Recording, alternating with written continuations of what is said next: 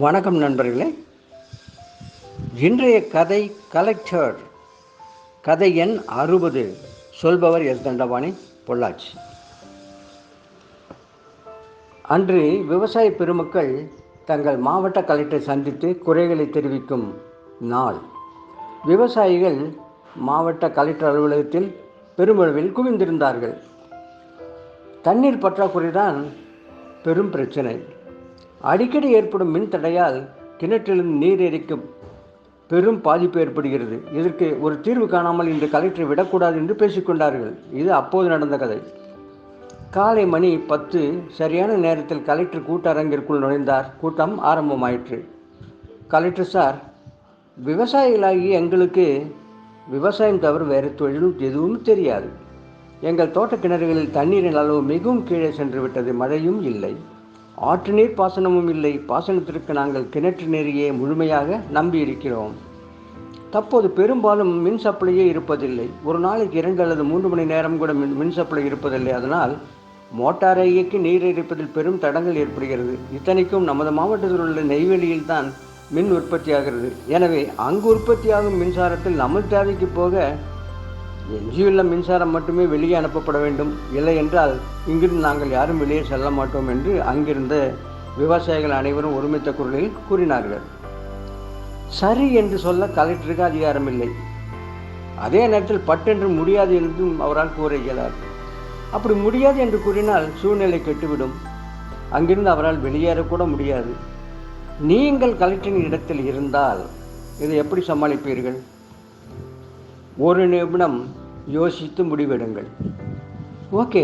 அந்த கலெக்டரும் ஒரு நிமிடம்தான் யோசித்தார். பிறகு புன்சிரிப்புடன், நண்பர்களே, உங்கள் ஆதங்கம் எனக்கு புரிகிறது. இந்த மாவட்டத்து கலெக்டர் என்ற முறையில் உங்கள் கோரிக்கையை நான் பரிசீலிக்கலாம் என்று கூறி சற்று நின்று சுற்றிலும் அல்ல அனைவரையும் ஒருவரை பார்த்தார். அனைவரும் முகங்களிலும் ஆவல்.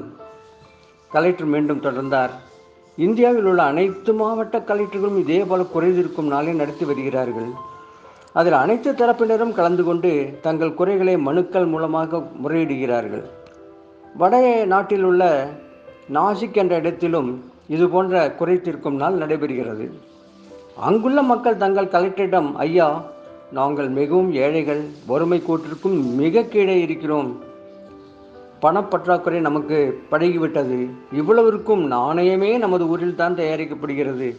தமிழ்நாட்டில் ஒரு கலெக்டர் தங்கள் மாவட்ட தேவைக்கு போக மீதியுள்ள மின்சாரத்தை தான் வெளியே அனுப்ப ஆணை பிறப்பித்துள்ளார். அதேபோல் எங்கள் தேவைக்கு போக எஞ்சியுள்ள நாணயத்தை தான் நமது மாவட்டத்திலிருந்து வெளியே அனுப்ப உத்தரவிட வேண்டும் என்று கேட்டால் நிலைமை என்ன ஆகும்? இதற்கு ஒரு வழி சொல்லிவிட்டு பிறகு நீங்கள் முடிவெடுங்கள் என்று கூறி முடித்தார். விவசாயிகளால் எந்த பதிலையும் கூற முடியவில்லை. பிரச்சனை அத்துடன் முடிவு பெற்றது.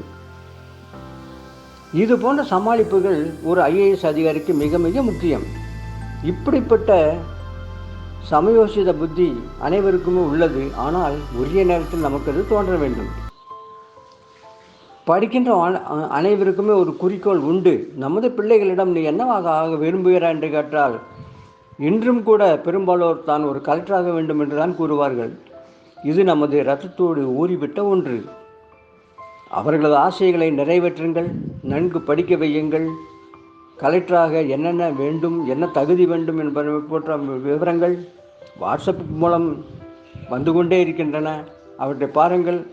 அவர்களது ஆசையை நிறைவேற்றுங்கள். அவரை கலெக்டர் ஆகட்டும். மீண்டும் நாளை மற்றும் ஒரு கதையுடன் சந்திப்போம். நன்றி, வணக்கம்.